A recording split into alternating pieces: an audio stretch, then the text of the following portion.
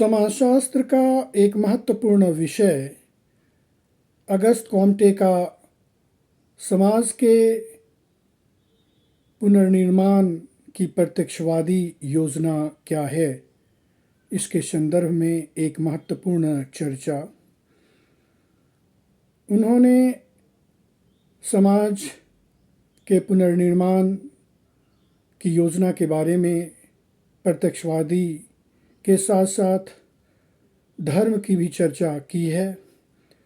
उन्होंने कहा कि जो पुरानी व्यवस्था थी, औद्योगिक क्रांति की शुरुआत हुई और धीरे धीरे नई औद्योगिक नीति का निर्धारण होने लगा, जिसमें देखा गया कि जो श्रमिक वर्ग के लोग हैं उन्हें काफ़ी परेशानी का सामना करना पड़ रहा था और जो पूंजीपति वर्ग के लोग थे, श्रमिक पर दबाव देकर उनसे कार्य करवाया जाता था।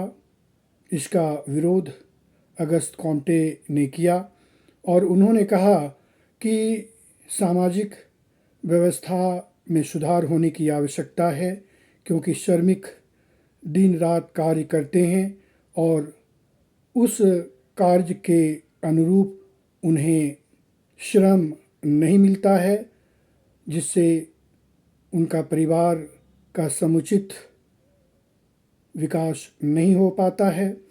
आवश्यकता इस बात की थी कि समाज में एक ऐसी व्यवस्था हो कि पूंजीपति वर्ग श्रमिक के कार्य को देखते हुए उनके लिए ऐसी व्यवस्था की जाए जिससे उनका परिवार का भरण पोषण सही ढंग से होनी चाहिए और समाज में एक ऐसी नीति बननी चाहिए जिससे पूंजीपति वर्ग कार्य कराकर श्रमिकों को विशेष रूप से ध्यान देना चाहिए।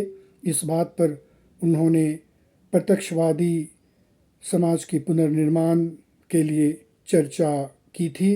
उन्होंने कहा था कि जिस तरह से मशीन का प्रारंभ होने लगा और मशीन का प्रारंभ होने से श्रमिकों की समस्या बढ़ने लगी, इसलिए एक ऐसी नीति का निर्धारण हो जिससे समाज में अच्छी नीति का प्रयोग किया जा सके और उत्पादन को बढ़ाया जा सके।